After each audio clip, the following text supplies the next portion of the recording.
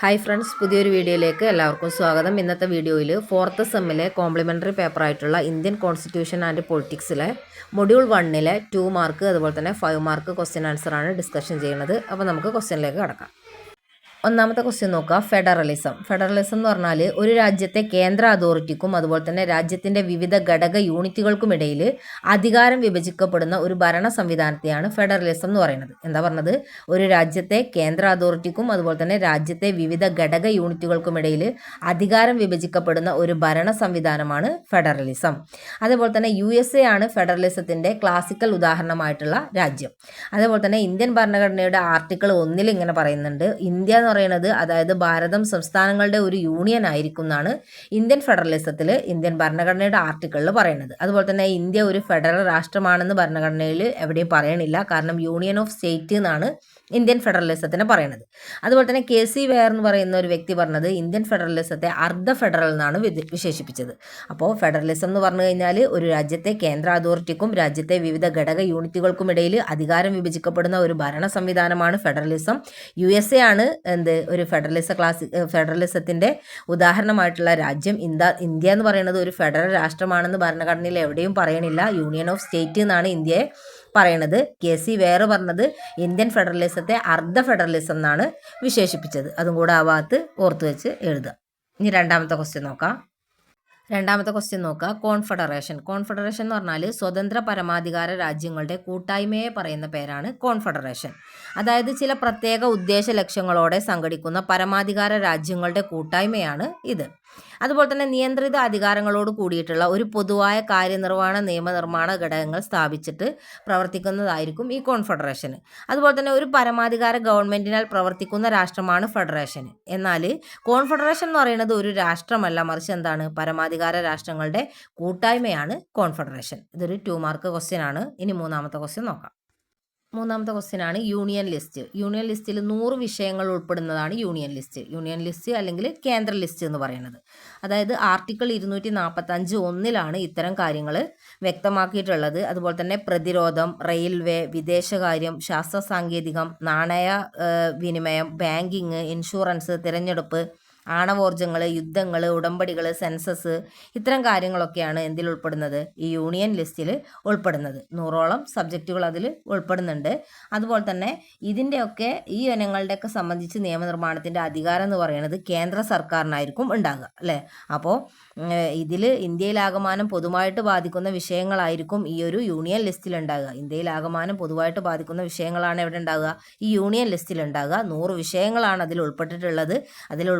കുറച്ച് കാര്യങ്ങളാണ് പ്രതിരോധം, റെയിൽവേ, വിദേശകാര്യം, ശാസ്ത്ര സാങ്കേതികം, നാണയ വിനിമയം, അതുപോലെ തന്നെ ബാങ്കിങ്, ഇൻഷുറൻസ്, തിരഞ്ഞെടുപ്പ്, അതുപോലെ തപാല്, ടെലിവിഷന്, റേഡിയോ പ്രക്ഷോഭണങ്ങൾ, ഇതൊക്കെ ഇതിലുൾപ്പെട്ടതാണ്, യൂണിയൻ ലിസ്റ്റിൽ ഉൾപ്പെട്ടതാണ്. അതുപോലെ തന്നെ ഇത്രയും കാര്യങ്ങളുടെയൊക്കെ സംബന്ധിച്ച് നിയമനിർമ്മാണത്തിൻ്റെ അധികാരം ആർക്കായിരിക്കും? കേന്ദ്ര സർക്കാരിനായിരിക്കും. നാലാമത്തെ ക്വസ്റ്റ്യൻ നോക്കുക. സ്റ്റേറ്റ് ലിസ്റ്റിൽ 61 വിഷയങ്ങൾ, സംസ്ഥാനങ്ങൾക്ക് മാത്രം ബാധകമാകുന്ന 61 വിഷയങ്ങൾ ഉൾപ്പെട്ടതാണ് സ്റ്റേറ്റ് ലിസ്റ്റ്. അതായത് ഇതിൽ മുൻപ് 66 വിഷയങ്ങളായിരുന്നു ഉൾപ്പെട്ടിട്ടുണ്ടായിരുന്നത്. സംസ്ഥാന നിയമസഭകൾക്ക് നിയമനിർമ്മാണത്തിന് അവസരം നൽകുന്ന സ്റ്റേറ്റ് ലിസ്റ്റിൽ ചില സന്ദർഭങ്ങളിൽ മാത്രം എന്താവും? പാർലമെൻറ്റ് നിയമനിർമ്മാണം നടത്തുന്നുണ്ട്.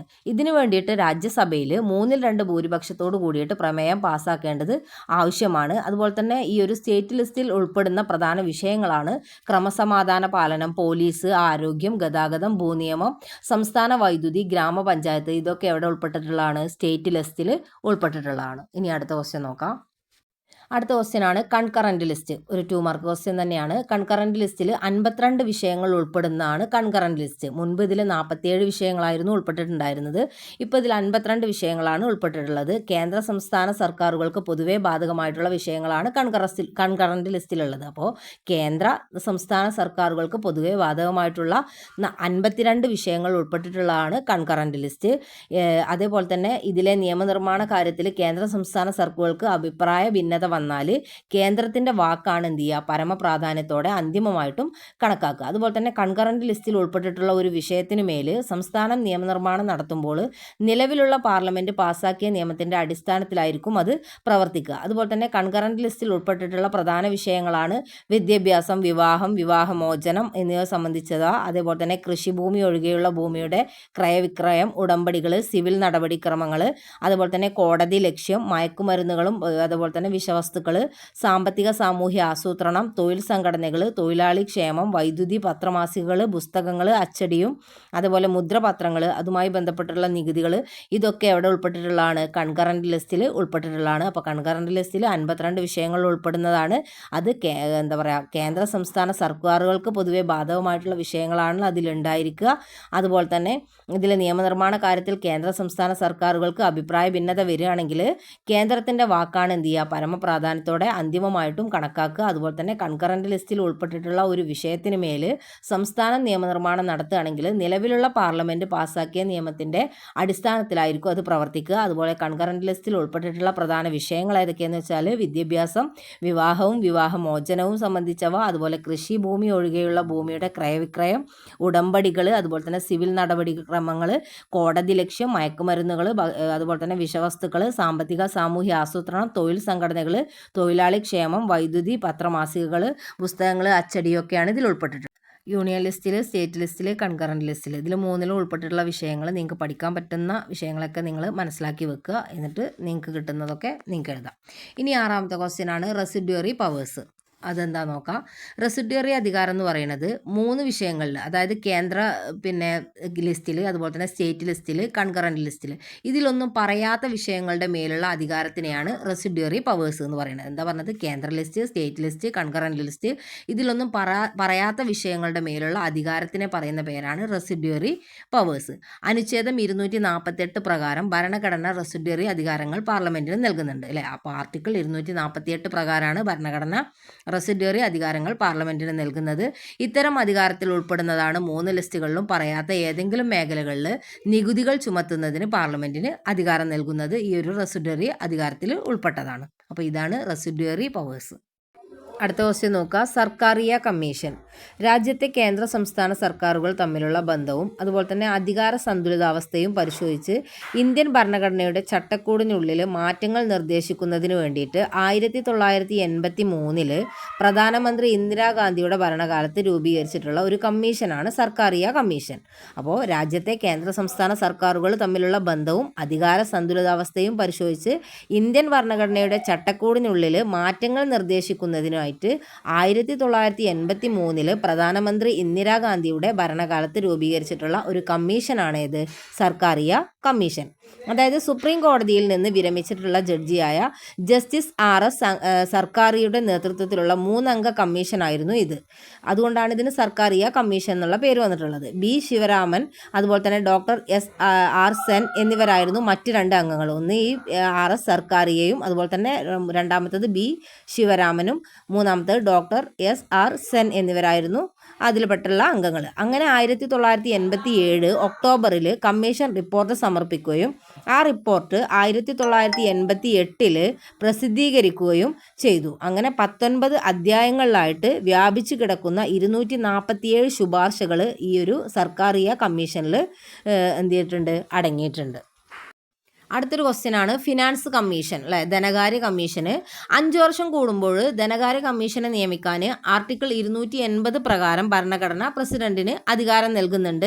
അതുപോലെ തന്നെ ധനകാര്യ കമ്മീഷൻ എന്ന് പറയുന്നത് ഒരു ഭരണ സ്ഥാപനമാണ് അല്ലേ. ഫിനാൻസ് കമ്മീഷൻ എന്ന് പറയുന്നത് ഒരു എന്താ പറയുക, ഒരു ഭരണ സ്ഥാപനമാണ്. അതോടൊപ്പം തന്നെ അർദ്ധനീതിന്യായ സമിതി കൂടിയായിട്ടുള്ള ഇത് ഇന്ത്യൻ ഭരണഘടനയുടെ ആർട്ടിക്കിൾ 280 പ്രകാരമാണ് സ്ഥാപിതമായിട്ടുള്ളത്. 1951 ഇന്ത്യയിലെ ആദ്യത്തെ ധനകാര്യ കമ്മീഷൻ KC നിയോഗിയുടെ അധ്യക്ഷതയിലാണ് നിലവിൽ വന്നത്. അപ്പോൾ 1951 ആദ്യത്തെ ധനകാര്യ കമ്മീഷൻ നിലവിൽ വന്നിട്ടുള്ളത്. KC നിയോഗിയുടെ അധ്യക്ഷതയിലാണ് അത് നിലവിൽ വന്നത്. ഏറ്റവും അവസാനമായിട്ട് വന്നത് 15ാം ധനകാര്യ കമ്മീഷൻ 2017 അത് നന്ദകിഷോർ സിംഗിൻ്റെ അധ്യക്ഷതയിലാണ് നിലവിൽ വന്നത്. അതുപോലെ തന്നെ ഇന്ത്യൻ ഭരണഘടനയുടെ ആർട്ടിക്കിൾ 280 പ്രകാരം ഭരണഘടന നിലവിൽ വന്ന് 2 വർഷത്തിനകം പ്രസിഡന്റ് ഒരു ധനകാര്യ കമ്മീഷനെ നിലനിർത്തണം. അതുപോലെ തന്നെ കൂടാതെ 5 വർഷം കൂടുമ്പോൾ കൂടുമ്പോൾ പുനഃസംഘടിപ്പിക്കുകയും വേണം. ഇതിലൊരു ചെയർമാനും അതുപോലെ തന്നെ 4 അംഗങ്ങളും ഉണ്ടായിരിക്കണം. അപ്പോൾ ഒരു ധനകാര്യ കമ്മീഷനിൽ ഒരു ചെയർമാനും 4 അംഗങ്ങളും ഉണ്ടായിരിക്കണം. അതുപോലെ തന്നെ പാർലമെന്റ് പാസ്സാക്കുന്ന നിയമം മൂലം അംഗങ്ങളുടെ യോഗ്യതയും അതുപോലെ തന്നെ നിയമരീതിയും പരിഗണിക്കാം. അതുപോലെ തന്നെ സംസ്ഥാനങ്ങൾക്കും കേന്ദ്ര പ്രദേശങ്ങൾക്കും ഇണങ്ങുന്ന രീതിയിൽ നികുതി ഘടന ഉണ്ടാക്കാനും നടപ്പാക്കാനും ഒക്കെ പ്രസിഡന്റിന് നിർദ്ദേശം നൽകാനായിട്ടാണ് കമ്മീഷന് സ്ഥാപിക്കപ്പെട്ടിട്ടുള്ളത്. ഇതിൽ ധനകാര്യ കമ്മീഷൻ കേന്ദ്രവും അതുപോലെ തന്നെ സംസ്ഥാനങ്ങളും തമ്മിലുള്ള ധനകാര്യ ബന്ധങ്ങൾ എന്ത് ചെയ്യണം, വ്യക്തമാക്കുകയും വേണം. അപ്പോൾ 5 വർഷം കൂടുമ്പോൾ ധനകാര്യ കമ്മീഷൻ നിയമിക്കാൻ ആർട്ടിക്കിൾ 280 പ്രകാരമാണ് ഭരണഘടനയിൽ പ്രസിഡന്റിന് അധികാരം കൊടുക്കുന്നത്. അതുപോലെ തന്നെ ഇത് 1951 ആദ്യത്തെ ധനകാര്യ കമ്മീഷൻ നിലവിൽ വരുന്നത്. അത് KC നിയോഗിയുടെ അധ്യക്ഷതയിലാണ്. അവസാനം വന്നത് 15ാമത്തേതാണ്. അത് വന്നത് 2017. അടുത്ത ക്വസ്റ്റ്യൻ ആണ് GST, goods and service tax അല്ലെങ്കിൽ ചരക്കു സേവന നികുതി. ഒരു ഇന്ത്യ ഒരു നികുതി എന്ന സങ്കല്പം യാഥാർത്ഥ്യമാക്കുക എന്ന ലക്ഷ്യത്തോടു കൂടിയിട്ട് സ്വതന്ത്ര ഇന്ത്യ നടപ്പാക്കിയ ഏറ്റവും വലിയ നികുതി പരിഷ്കാരമാണ് ചരക്കു സേവന നികുതി അല്ലെങ്കിൽ GST എന്ന് പറയുന്നത്. നികുതി വ്യവസ്ഥയിൽ സമഗ്രമായിട്ടുള്ള പരിഷ്കാരം ആവശ്യമാണെന്ന നിർദ്ദേശം നികുതി വിദഗ്ധനായിട്ടുള്ള രാജാ ചെല്ലയ്യ മുന്നോട്ട് വെച്ചതിൻ്റെ അടിസ്ഥാനത്തിലാണ് GST പരിഷ്കാരങ്ങൾക്ക് സർക്കാർ തുടക്കമിടുന്നത്. അതുപോലെ തന്നെ സെപ്റ്റംബർ 2016 പാർലമെന്റ് പാസ്സാക്കിയിട്ടുള്ള 101 ഭരണഘടനാ ഭേദഗതിയിലൂടെയാണ് GSTയുമായിട്ട് ബന്ധപ്പെട്ട സമഗ്ര പരിഷ്കാരം ഇന്ത്യയിൽ നിലവിൽ വന്നിട്ടുള്ളത്. അപ്പോൾ സെപ്റ്റംബർ 2016 പാർലമെന്റ് പാസ്സാക്കിയിട്ടുള്ള 101 ഭരണഘടനാ ഭേദഗതിയിലൂടെയാണ് GSTയുമായിട്ട് ബന്ധപ്പെട്ട സമഗ്ര പരിഷ്കാരം ഇന്ത്യയിൽ നിലവിൽ വന്നിട്ടുള്ളത്. അതുപോലെ തന്നെ ഭരണഘടനയുടെ ആർട്ടിക്കിൾ 269A പ്രകാരം രൂപീകൃതമായിട്ടുള്ള ഭരണഘടനാ സ്ഥാപനമായിട്ടുള്ള goods and service tax council അല്ലെങ്കിൽ GST കൗൺസിലിന് ആണ് ഇതിൻ്റെ ചുമതല. അപ്പോൾ ഈ ഒരു GSTയുടെ ചുമതല എന്ന് പറയുന്നത് ഗുഡ്സ് ആൻഡ് സർവീസ് ടാക്സ് കൗൺസിലിനാണ്. അതുപോലെ തന്നെ കേന്ദ്ര സംസ്ഥാന ചരക്കു സേവന നികുതിയുമായിട്ട് ബന്ധപ്പെട്ട കാര്യങ്ങളിൽ നിർദ്ദേശങ്ങളും ശുപാർശകളും ഗവൺമെന്റിന് നൽകുക എന്നതാണ് ഈ ഒരു സമിതിയുടെ പ്രധാന ചുമതല എന്ന് പറയുന്നത്. ഇനി അടുത്ത ക്വസ്റ്റ്യൻ ആണ് ഇന്റർ സ്റ്റേറ്റ് കൗൺസിൽ അല്ലെങ്കിൽ അന്തർ സംസ്ഥാന സമിതി. ഭരണഘടനയുടെ ആർട്ടിക്കിൾ 263 പ്രകാരം പ്രസിഡന്റിനെ അന്തർ സംസ്ഥാന സമിതി രൂപീകരിക്കുന്നതിന് അധികാരപ്പെടുത്തിയിട്ടുണ്ട് അല്ലേ. അപ്പോൾ ഭരണഘടനയുടെ ആർട്ടിക്കിൾ 263 പ്രസിഡന്റിനെ അന്തർ സംസ്ഥാന സമിതി രൂപീകരിക്കുന്നതിന് അധികാരപ്പെടുത്തിയിട്ടുള്ളത്. കേന്ദ്ര സംസ്ഥാന ബന്ധങ്ങളും സംസ്ഥാനങ്ങൾ തമ്മിലുള്ള ബന്ധങ്ങളും പരിഹരിക്കാൻ സാധിക്കുമെന്ന ലക്ഷ്യത്തോടെയാണ് ഈ ഒരു ഇന്റർ സ്റ്റേറ്റ് കൗൺസിൽ സമിതിയുടെ രൂപീകരണം. അതായത് ഉന്നതതല സമിതിയുമായിട്ട് പ്രവർത്തിക്കുന്ന ഈ സമിതി കൂട്ടായ ചർച്ചകളിലൂടെയും അതുപോലെ തന്നെ അനുരഞ്ജനത്തിലൂടെയും പ്രശ്നങ്ങൾ പരിഹരിക്കാൻ സഹായിക്കുന്നുണ്ട്. അതുപോലെ തന്നെ സമിതിയുടെ പ്രധാന കർത്തവ്യം എന്ന് പറയുന്നത് സംസ്ഥാനങ്ങൾ തമ്മിലോ അല്ലെങ്കിൽ കേന്ദ്ര സംസ്ഥാനങ്ങൾ തമ്മിലോ ഉള്ള തർക്കങ്ങളെ കുറിച്ചിട്ട് അന്വേഷിക്കുകയും തർക്കങ്ങളിൽ ഉപദേശങ്ങൾ നൽകുകയും ചെയ്യുക എന്നുള്ളതാണ് ഇന്റർ സ്റ്റേറ്റ് കൗൺസിലിന്റെ പ്രധാന കർത്തവ്യം. അതുപോലെ തന്നെ സംസ്ഥാനങ്ങൾ തമ്മിലും വിവിധ സംസ്ഥാനങ്ങളും കേന്ദ്രഭരണ പ്രദേശങ്ങളും തമ്മിലുള്ള വിഷയങ്ങൾ കണ്ടെത്തി ചർച്ച ചെയ്യുക. അതുപോലെ തന്നെ വിഷയങ്ങൾക്ക് മേലുള്ള ഉചിതമായ തീരുമാനങ്ങൾ നൽകിക്കൊണ്ട് പ്രശ്നപരിഹാരം സാധ്യമാക്കുക എന്നൊക്കെ ഇന്റർ സ്റ്റേറ്റ് കൗൺസിലിന്റെ ചുമതലകളാണ്. അതുപോലെ തന്നെ സർക്കാരിയ കമ്മീഷൻ നിർദ്ദേശപ്രകാരം കേന്ദ്ര സംസ്ഥാന സർക്കാരുകൾ ബന്ധം ദൃഢമാക്കാൻ 1990 മെയ് മാസത്തിലാണ് ഇന്റർ സ്റ്റേറ്റ് കൗൺസിൽ രൂപീകരിച്ചിട്ടുള്ളത്. അപ്പോൾ 1990 മെയ് മാസത്തിലാണ് ഇന്റർ സ്റ്റേറ്റ് കൗൺസിൽ രൂപീകരിച്ചിട്ടുള്ളതെന്ന് കൂടെ മനസ്സിലാക്കുക. ഭരണഘടനയുടെ ആർട്ടിക്കിൾ 263 പ്രകാരമാണ് പ്രസിഡന്റിന് ഇന്റർ സ്റ്റേറ്റ് കൗൺസിൽ സമിതി രൂപീകരിക്കുന്നതിന് അധികാരപ്പെടുത്തിയിട്ടുള്ളത്. അതും കൂടെ അവിടെ മനസ്സിലാക്കി വെക്കുക. അടുത്ത ക്വസ്റ്റ്യൻ നോക്കുക. Federal features of Indian constitution. Indian ഭരണഘടനയുടെ ഫെഡറൽ സവിശേഷതകളിൽ ഒന്നാമത്തെ സവിശേഷതയാണ് ലിഖിത ഭരണഘടന അല്ലേ. ഇതൊരു 5 മാർക്ക് അല്ലെങ്കിൽ ഒരു essay ഒക്കെ ആയിട്ട് നിങ്ങൾക്ക് പ്രതീക്ഷിക്കാവുന്ന ക്വസ്റ്റ്യൻ ആണ്. അപ്പോൾ ലിഖിത ഭരണഘടന അതായത് ഇന്ത്യൻ ഭരണഘടനയുടേത് എഴുതപ്പെട്ട ഭരണഘടനയാണ്. അപ്പോൾ ലിഖിത ഭരണഘടന എന്ന് പറയുന്നത് ഒരു ഫെഡറേഷന്റെ പരമപ്രധാനവും ആവശ്യവുമായിട്ടുള്ള സവിശേഷതയാണ്. അതുപോലെ തന്നെ ലോകത്തിലെ തന്നെ ലിഖിത ഭരണഘടനകളിൽ അല്ലേ അതായത് എഴുതപ്പെട്ട ഭരണഘടനയിൽ ദീർഘവും സമഗ്രവും വിശാലവുമായിട്ടുള്ള ഭരണഘടനയാണ് ഇന്ത്യൻ ഭരണഘടനയുടേത്. അതുപോലെ രാജ്യത്തെ ഭരണപ്രക്രിയയുടെയും നിയമനിർമ്മാണത്തിൻ്റെയും അവസാന വാക്കാണ് ഇന്ത്യൻ ഭരണഘടന. അതുപോലെ തന്നെ ഈ ഭരണഘടനയുടെ അടിസ്ഥാനത്തിലാണ് എന്ത് ചെയ്യുന്നത് ഇന്ത്യൻ ഫെഡറേഷന് നിലവിൽ വന്നിട്ടുള്ളത്. അതുപോലെ തന്നെ ഭരണഘടനയെ അടിസ്ഥാനപ്പെടുത്തിയാണ് ഇന്ത്യയിലെ എല്ലാ അധികാര സ്ഥാനങ്ങളും എന്ത് ചെയ്യുന്നത് രൂപം കൊണ്ടിട്ടുള്ളത്. അതുപോലെ തന്നെ ഒരു ആമുഖവും അതുപോലെ തന്നെ 395 അനുച്ഛേദങ്ങളും 12 ഷെഡ്യൂളുകളുമുള്ള 22 ഭാഗങ്ങളിലായിട്ട് തിരിച്ചിരിക്കുന്ന ഒന്നാണ് നമ്മുടെ ഇന്ത്യൻ ഭരണഘടന എന്ന് പറയുന്നത്. ഇനി രണ്ടാമത്തെ സവിശേഷത നോക്കാം. രണ്ടാമത്തെ സവിശേഷതയാണ് ദൃഢഭരണഘടന അല്ലെ, അല്ലെങ്കിൽ റിജിഡ് കോൺസ്റ്റിറ്റ്യൂഷൻ. ഇന്ത്യൻ ഭരണഘടനയുടെ പ്രധാനപ്പെട്ടുള്ള മറ്റൊരു സവിശേഷതയാണ് അതിൻ്റെ ദൃഢത എന്ന് പറയുന്നത്. അമേരിക്കൻ ഭരണഘടന പോലെ തന്നെ ഇന്ത്യൻ ഭരണഘടനാ ഭേദഗതിക്കും പ്രത്യേക നടപടി ക്രമങ്ങളുണ്ട്. ഇന്ത്യൻ ഭരണഘടന ദൃഢതയുള്ളതാണെന്ന് പറയാൻ കാരണം ഇതിൽ 80% വ്യവസ്ഥകളും എന്താണ്, പ്രത്യേക നടപടി ക്രമങ്ങളിലൂടെ മാത്രമാണ് ഭേദഗതി വരുത്താൻ സാധിക്കുകയുള്ളൂ. അതുകൊണ്ടാണ് ഇത് ഇന്ത്യൻ ഭരണഘടനയുടേത് ദൃഢതയുള്ള ഭരണഘടനയാണെന്ന് പറയുന്നത്. പ്രത്യേകിച്ച് ഭരണഘടനാപരമായ മാറ്റത്തിന് കേന്ദ്രത്തിൻ്റെയും സംസ്ഥാന നിയമനിർമ്മാണ സഭകളുടെയും ഒരുമിച്ചുള്ള നീക്കത്തിലൂടെ മാത്രമേ എന്ത് ചെയ്യുള്ളൂ, സാധിക്കുകയുള്ളൂ. എന്താ പറയുക, സത്യത്തിൽ ഇന്ത്യൻ ഭരണഘടന അമേരിക്കൻ ഭരണഘടനയുടെ അത്ര ദൃഢമല്ല അല്ലേ. അപ്പോൾ ഇന്ത്യൻ ഭരണഘടന അമേരിക്കൻ ഭരണഘടന വെച്ച് നോക്കുകയാണെങ്കിൽ എന്തല്ല, അത്ര ദൃഢമല്ല. എന്നാൽ ബ്രിട്ടീഷ് ഭരണഘടന പോലെ അത്ര അയഞ്ഞതുമല്ല. ഇന്ത്യയുടെ ഒരു സമ്മിശ്രമാണെന്ന് പറയാം. അപ്പോൾ ഇതിൻ്റെ രണ്ടിൻ്റെയും ഒരു സമ്മിശ്രമാണ് നമ്മുടെ ഇന്ത്യൻ ഭരണഘടന എന്ന് പറയുന്നത്. ഇനി മൂന്നാമത്തെ ഒരു ഫെഡറൽ ഫീച്ചേഴ്സാണ് അധികാര വിഭജനം. കേന്ദ്രവും സംസ്ഥാനങ്ങളും തമ്മിലുള്ള അധികാര വിഭജനമാണ് ഇന്ത്യൻ ഫെഡറൽ സംവിധാനത്തിൻ്റെ മറ്റൊരു പ്രധാന സവിശേഷത എന്ന് പറയുന്നത്. ഇന്ത്യൻ ഭരണഘടനയുടെ 7ാം ഷെഡ്യൂൾ 3 തരത്തിലുള്ള അധികാര വിഭജനത്തെ പറ്റി പ്രതിപാദിക്കുന്നുണ്ട്. ആ 3 യൂണിയൻ ലിസ്റ്റും സ്റ്റേറ്റ് ലിസ്റ്റും കൺകറന്റ് ലിസ്റ്റും. ഭരണഘടനയുടെ അനുച്ഛേദം 245(1) പ്രകാരം യൂണിയൻ ലിസ്റ്റിലുള്ള വകുപ്പുകൾക്ക് മേൽ നിയമനിർമ്മാണം നടത്താൻ ഇന്ത്യൻ പാർലമെന്റിന് മാത്രമാണ് അധികാരമുള്ളത്. എന്നാൽ സ്റ്റേറ്റ് ലിസ്റ്റിലുള്ള വകുപ്പുകളുടെ മേൽ നിയമനിർമ്മാണത്തിന് സംസ്ഥാനങ്ങൾക്ക് അധികാരം നൽകുമ്പോൾ കൺകറന്റ് ലിസ്റ്റിൽ വിഷയങ്ങളിൽ നിയമനിർമ്മാണം നടത്താൻ കേന്ദ്ര സംസ്ഥാന നിയമനിർമ്മാണ സഭകൾക്ക് തുല്യ അധികാരമാണ് കൽപ്പിക്കുന്നത്. അപ്പോൾ ഭരണഘടനയുടെ ആർട്ടിക്കിൾ 245(1) പ്രകാരം യൂണിയൻ ലിസ്റ്റിലുള്ള വകുപ്പുകൾക്ക് മേൽ നിയമനിർമ്മാണം നടത്താൻ ഇന്ത്യൻ പാർലമെന്റിന് മാത്രമാണ് അധികാരമുള്ളത്. എന്നാൽ സ്റ്റേറ്റ് ലിസ്റ്റിലുള്ള വകുപ്പുകളുടെ മേൽ നിയമനിർമ്മാണം നടത്താൻ സംസ്ഥാനങ്ങൾക്ക് അധികാരമുണ്ട്. എന്നാൽ കൺകറന്റ് ലിസ്റ്റിലുള്ള വിഷയങ്ങളിൽ നിയമനിർമ്മാണം നടത്താൻ കേന്ദ്ര സംസ്ഥാന നിയമനിർമ്മാണ സഭകൾക്ക് രണ്ടിനും എന്താണ്, തുല്യ അധികാരമാണ് കൽപ്പിക്കുന്നത്. ഇന്ത്യൻ കോൺസ്റ്റിറ്റ്യൂഷൻ്റെ അടുത്തൊരു ഫെഡറൽ ഫീച്ചേഴ്സാണ് സ്വതന്ത്രവും നിഷ്പക്ഷവുമായിട്ടുള്ള നീതിന്യായ വ്യവസ്ഥ. അതായത് സ്വതന്ത്രവും നിഷ്പക്ഷവുമായിട്ടുള്ള നീതിന്യായ വ്യവസ്ഥ ഇന്ത്യൻ ഭരണഘടന ഉറപ്പു നൽകുന്നുണ്ട്. കാര്യനിർവഹണ നിയമനിർമ്മാണ ഘടകങ്ങളിൽ നിന്നൊക്കെ സ്വതന്ത്രമാണ് ഇന്ത്യൻ നീതിന്യായ വ്യവസ്ഥ എന്ന് പറയുന്നത്. അതുപോലെ തന്നെ ഇന്ത്യൻ ഭരണഘടനയുടെ സംരക്ഷകനും വ്യാഖ്യാതാവും ഇന്ത്യൻ സുപ്രീം കോടതിയാണ് അല്ലേ. അത് ഭരണഘടന തന്നെ എന്ത് ചെയ്യുന്നുണ്ട്, വ്യക്തമാക്കുന്നുണ്ട്. സുപ്രീം കോടതിയുടെ നിർദ്ദേശങ്ങളും വിധിന്യായങ്ങളും ഒക്കെ ഇന്ത്യയിലെ എല്ലാ അധികാര കേന്ദ്രങ്ങളും അനുസരിച്ചും പാലിച്ചും പോകുന്നുണ്ട്. അതുപോലെ സുപ്രീം കോടതി ഇന്ത്യൻ നീതിന്യായ വ്യവസ്ഥയുടെ തലപ്പത്ത് നിലകൊള്ളുന്നു. സുപ്രീം കോടതിയുടെ വിധിന്യായങ്ങൾ ഇന്ത്യയിലെ എല്ലാ കോടതികളും എന്ത് ചെയ്യുന്നുണ്ട്, അക്ഷരം പ്രതി പാലിക്കുന്നുണ്ട്. അതുപോലെ തന്നെ കേന്ദ്ര സംസ്ഥാന സർക്കാരുകൾ തമ്മിലുള്ള തർക്കങ്ങൾ, പൗരന്മാരുടെ മൗലിക അവകാശങ്ങൾ സംബന്ധിച്ച കേസുകൾ തുടങ്ങി നീതിയുടെ അവസാന വാക്കായിട്ട് ഇന്ത്യൻ സുപ്രീം കോടതിയാണ് പ്രവർത്തിക്കുന്നത്. ഇനി അടുത്തൊരു സവിശേഷതയാണ് ദ്വിമണ്ഡല നിയമനിർമ്മാണ സഭകൾ അല്ലേ. അതായത് ഫെഡറൽ രാഷ്ട്രങ്ങളിൽ നിയമനിർമ്മാണ സഭകളെ പോലെ തന്നെ ഭരണഘടന നമുക്ക് കേന്ദ്ര തലത്തിലും എന്ത് ചെയ്യുന്നുണ്ട്, ദ്വിമണ്ഡല സഭ വിഭാവനം ചെയ്യുന്നുണ്ട്. ലോകസഭ അല്ലെങ്കിൽ അധോമണ്ഡല സഭ എന്ന് പറയുന്നത് ഇന്ത്യൻ ജനസമൂഹത്തെ മുഴുവൻ പ്രതിനിധീകരിക്കുന്ന അധോസഭയാണ്. രാജ്യസഭ അല്ലെങ്കിൽ ഉപരിസഭ എന്ന് പറയുന്നത് ഇന്ത്യൻ സംസ്ഥാനങ്ങളെ പ്രതിനിധികൾ ഉൾക്കൊള്ളുന്ന ഉപരിസഭയാണ്. അതായത് ഉപരിസഭ സംസ്ഥാനങ്ങളെ പ്രതിനിധാനം ചെയ്യുമ്പോൾ അധോസഭ അല്ലെങ്കിൽ ലോകസഭ എന്ത് ചെയ്യുന്നുണ്ട്, ജനങ്ങളെയാണ് പ്രതിനിധീകരിക്കുന്നത്. അപ്പോൾ ഇതാണ് ഇന്ത്യൻ ഭരണഘടനയുടെ ഫെഡറൽ സവിശേഷതകൾ. ഇനി അടുത്ത ക്വസ്റ്റ്യൻ എന്താ നോക്കാം. അടുത്ത ക്വസ്റ്റ്യൻ ആണ് unitary features of Indian constitution. ഇതൊരു 5 മാർക്ക് ക്വസ്റ്റ്യൻ ആണ്. അതല്ലെങ്കിലോ ഫെഡറൽ ഫീച്ചേഴ്സും അതുപോലെ തന്നെ യൂണിറ്ററി ഫീച്ചേഴ്സുമായിട്ട് ഒരുമിച്ച് 5 മാർക്കിനോ അല്ലെങ്കിൽ 10 മാർക്കിനോ ഒക്കെ ചോദിക്കാം. അപ്പോൾ ഇതിൻ്റെ പോയിന്റ്സുകൾ നിങ്ങൾ എന്തായാലും മനസ്സിലാക്കി പഠിച്ചു വെക്കുക. ശക്തമായിട്ടുള്ള കേന്ദ്ര ഗവൺമെൻറ്, അതാണ് ഇതിൻ്റെ യൂണിറ്ററി സവിശേഷതയുടെ ഒന്നാമത്തേത്. ശക്തവും കേന്ദ്രീകൃതവുമായിട്ടുള്ള ഭരണ സംവിധാനമാണ് ഇന്ത്യക്കായിട്ട് ഭരണഘടനാ നിർമ്മാതാക്കൾ മുന്നോട്ട് വെക്കുന്നത്. അതുപോലെ തന്നെ സംസ്ഥാന നിയമസഭകൾക്ക് അവരുടെ പരിധിയിൽ വരുന്ന വിഷയങ്ങൾക്ക് മാത്രമാണ് നിയമനിർമ്മാണം നടത്തേണ്ടതുള്ളത്. അതുപോലെ തന്നെ രണ്ടാമത്തെ സവിശേഷതയാണ് അസമത്വം നിറഞ്ഞിട്ടുള്ള അധികാര വിഭജനം. അതായത് ഫെഡറേഷന്റെ പ്രധാനപ്പെട്ട സവിശേഷത കേന്ദ്ര സംസ്ഥാന സർക്കാരുകൾ തമ്മിലുള്ള അധികാര വിഭജനമാണ് അല്ലെ. അതാണ് ഇതിന്റെ രണ്ടാമത്തെ സവിശേഷത. അതായത് സാധാരണ ഫെഡറേഷനിൽ നിയന്ത്രിതവും നിശ്ചിതവുമായിട്ടുള്ള അധികാരങ്ങൾ കേന്ദ്രം കൈയാളുകയാണെങ്കിൽ മറ്റു അധികാരങ്ങളൊക്കെ സംസ്ഥാന സർക്കാരിന് നിക്ഷിപ്തമാവുകയാണ് പതിവ്. എന്നാൽ ഇന്ത്യയിൽ നേരെ തിരിച്ചാണ് കാണാൻ കഴിയുക.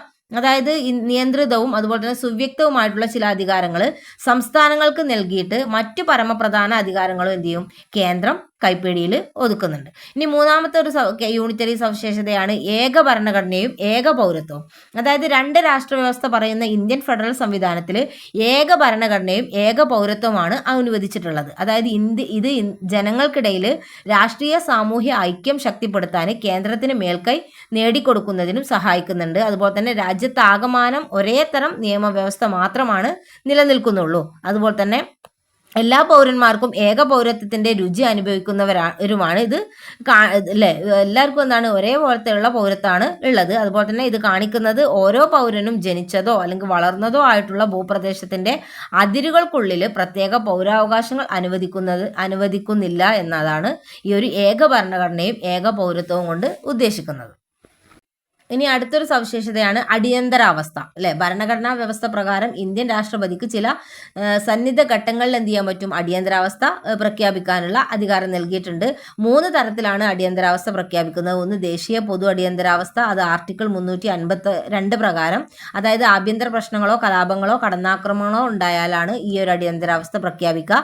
രണ്ടാമത്തത് സംസ്ഥാന അടിയന്തരാവസ്ഥ, അതായത് പ്രസിഡന്റ് ഭരണം, അതായത് ആർട്ടിക്കിൾ 356 അതായത് സംസ്ഥാന തലത്തിൽ ഭരണഘടനാ സംസ്ഥാനങ്ങൾക്കുണ്ടാവുന്ന തകർച്ചയിലാണ് ഈ ഒരു അടിയന്തരാവസ്ഥ പ്രഖ്യാപിക്കുക.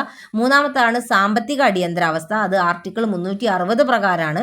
ഇന്ത്യൻ സാമ്പത്തിക ഘടനയ്ക്കുണ്ടാകുന്ന ഭീഷണിയോ അല്ലെങ്കിൽ തകർച്ചയോ ഒക്കെയാണ് ഈ ഒരു അടിയന്തരാവസ്ഥ പ്രഖ്യാപിക്കുക.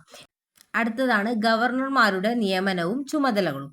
ഇന്ത്യയിൽ ഗവർണർമാരെ രാഷ്ട്രപതി നിയമിക്കുന്ന രീതിയാണ് ഉള്ളത് അല്ലേ. അതായത് അമേരിക്കൻ രീതിയിൽ ഗവർണർമാരെ ഓരോ സംസ്ഥാനങ്ങളിലേക്കും തിരഞ്ഞെടുക്കുകയാണ് ചെയ്യുക. അപ്പോൾ ഇന്ത്യയിൽ എന്ന് പറയുന്നത് ഗവർണർമാരെ രാഷ്ട്രപതി നിയമിക്കുന്ന രീതിയാണ് ഇന്ത്യയിലുള്ളത്. ഇത്തരം ഗവർണർമാർ രാഷ്ട്രപതിയുടെ സംസ്ഥാനങ്ങളിലെ ഏജന്റുമാരായിട്ടാണ് പ്രവർത്തിക്കുകയും രാഷ്ട്രപതിക്ക് വേണ്ടിയിട്ട് ഭരിക്കുകയും ചെയ്യുന്നത്. ഇനി അടുത്തൊരു സവിശേഷതയാണ് സമഗ്രമായിട്ടുള്ള നീതിന്യായം. അതായത് ഇന്ത്യക്ക് ആകമാനം സമഗ്രമായിട്ടുള്ള ഒരു നീതിന്യായ വ്യവസ്ഥയാണ് ഉള്ളത്. സുപ്രീം കോടതിയാണ് നീതിന്യായ വ്യവസ്ഥയുടെ തലപ്പത്തുള്ളത്. അതായത് സുപ്രീം കോടതി പുറപ്പെടുവിക്കുന്ന വിധികളും നിർദ്ദേശങ്ങളും ഒക്കെ ഇന്ത്യയിലെ എല്ലാ കോടതികൾക്കും ബാധകമായിട്ടുള്ളതാണ്. അതുപോലെ തന്നെ സംസ്ഥാനങ്ങളും കേന്ദ്രവും തമ്മിലുള്ള തർക്കങ്ങൾ പരിഹരിക്കുന്നതിനും അപ്പീൽ കോടതിയായിട്ട് പ്രവർത്തിക്കുന്നതും ഒക്കെ ആരാണ്, സുപ്രീം കോടതിയാണ്. അതും കൂടെ ഈ ഒരു സമഗ്രമായ നീതിന്യായത്തിൽ എഴുതാം. അടുത്തൊരു യൂണിറ്ററി ഫീച്ചേഴ്സാണ് റെസിഡ്വറി അധികാരങ്ങൾ. അതായത് റെസിഡ്വറി അധികാരം എന്ന് പറയുന്നത് യൂണിയൻ, സ്റ്റേറ്റ്, കൺകറന്റ് ലിസ്റ്റ്, ഈ 3 ലിസ്റ്റുകളിലും ഉൾപ്പെടുത്താത്ത ഏതെങ്കിലും അധികാരത്തെയാണ് അമേരിക്കൻ ഫെഡറേഷനിൽ ഇത്തരം അധികാരങ്ങൾ പ്രയോഗിക്കാൻ സംസ്ഥാനങ്ങൾക്ക് അധികാരം കൊടുക്കുമ്പോൾ ഇന്ത്യയിൽ ഇത്തരം അധികാരങ്ങൾ കേന്ദ്ര ഗവൺമെൻറ്റിലാണ് നിക്ഷിപ്തം. അപ്പോൾ ഇതും കേന്ദ്രത്തിൻ്റെ ശക്തിപ്പെടലിന് ഇടയാക്കുന്നുണ്ട്. അപ്പോൾ റെസിഡ്വറി പവർ എന്ന് പറയുന്നത് യൂണിയൻ, സ്റ്റേറ്റ്, കൺകറന്റ് ലിസ്റ്റ് ഇതിൽ ഉൾപ്പെടുത്താത്ത ഏതെങ്കിലും അധികാരത്തിനെയാണ് എന്ത് പറയുന്നത്, റെസിഡ്വറി പവർ. അതുപോലെ അമേരിക്കയിൽ ഫെഡറേഷനിൽ ഇന്ത്യൻ അധികാരങ്ങൾ പ്രയോഗിക്കാൻ സംസ്ഥാനങ്ങൾക്ക് അധികാരം കൊടുക്കുമ്പോൾ ഇന്ത്യയിൽ ഇത്തരം അധികാരങ്ങൾ കേന്ദ്ര ഗവൺമെന്റിലാണ് നിക്ഷിപ്തം. അടുത്തൊരു യൂണിറ്ററി സവിശേഷതയാണ് അഖിലേന്ത്യാ സർവീസുകൾ. അതായത് അഖിലേന്ത്യാ സർവീസുകളായിട്ടുള്ള IAS, IPS, IFS എന്നിവയിലേക്കൊക്കെ നിയമനം നടത്തുന്നത് യൂണിയൻ പബ്ലിക് സർവീസ് കമ്മീഷനും അത് നിയമിക്കുന്നത് പ്രസിഡന്റുമാണ്. ഇവർ പ്രവർത്തിക്കുന്നത് സംസ്ഥാനങ്ങളിലെ ഉന്നത ഭരണ മേഖലകളിലാണ്. ഇവർ കേന്ദ്ര സംസ്ഥാന സർക്കാരുകളെ പോലെ തന്നെ എന്ത് ചെയ്യുന്നുണ്ട്, ഒരുപോലെ സേവിക്കുന്നവരാണ്. അതുപോലെ ഇവരുടെ സേവന വേതന കാര്യങ്ങളിലൊക്കെ നിയന്ത്രിക്കുന്നതും കൊണ്ടുവരുന്നതും ഒക്കെ കേന്ദ്ര സർക്കാരുകളാണ്. തന്മൂലം തന്നെ ഇവരുടെ ഉത്തരവാദിത്തം പൂർണ്ണമായിട്ടും കേന്ദ്ര ഗവൺമെന്റിനോട് മാത്രമായിരിക്കും. അടുത്തൊരു യൂണിറ്ററി ഫീച്ചേഴ്സാണ് ഭരണഘടനാ ഭേദഗതിക്കുള്ള അധികാരം. അതായത് ഭരണഘടന അനുസരിച്ച് ഭരണഘടനാ ഭേദഗതിക്ക് കേന്ദ്ര സർക്കാരിന് മാത്രമാണ് അധികാരമുള്ളത്. സംസ്ഥാന ലിസ്റ്റിൽ ഉൾപ്പെട്ടിട്ടുള്ള വിഷയത്തിന്റെ ഭേദഗതിക്ക് പോലും സംസ്ഥാന നിയമനിർമ്മാണ സഭയ്ക്ക് അവകാശമില്ല. ഇതും കേന്ദ്രത്തെ കൂടുതൽ എന്ത് ചെയ്യുന്നുണ്ട്, ശക്തമാക്കുന്നുണ്ട്. എന്നാൽ ചില ഭരണഘടനാ ഭേദഗതിക്ക് പകുതിയിൽ കൂടുതൽ സംസ്ഥാനങ്ങളുടെ അംഗീകാരം ആവശ്യമാണെന്നുള്ളതും ശ്രദ്ധേയമാണ്. അപ്പോൾ ഇതാണ് ഇന്ത്യൻ കോൺസ്റ്റിറ്റ്യൂഷന്റെ യൂണിറ്ററി ഫീച്ചേഴ്സുകൾ. ഇതോടുകൂടിയിട്ട് ഒന്നാമത്തെ മൊഡ്യൂളിൽ ഒരുവിധം വരാവുന്ന ക്വസ്റ്റ്യൻസൊക്കെ ഉൾപ്പെടുത്തിയിട്ടുണ്ട്. 2 മാർക്കായാലും 5 മാർക്കിൽ ആണെങ്കിലും essay ആയിട്ടും ഈ ഒരു ഫെഡറൽ ഫീച്ചേഴ്സോ അല്ലെങ്കിൽ യൂണിറ്ററി ഫീച്ചേഴ്സോ ആയിരിക്കും ഒന്നാമത്തെ മൊഡ്യൂളിൽ നിന്ന് വരിക. അതൊരു ഇമ്പോർട്ടൻറ്റ് ക്വസ്റ്റ്യൻ ആണ്. അപ്പോൾ അതെന്തായാലും പഠിച്ചു വെക്കുക. ഇനി അടുത്തൊരു വീഡിയോ ആയിട്ട് കാണാം.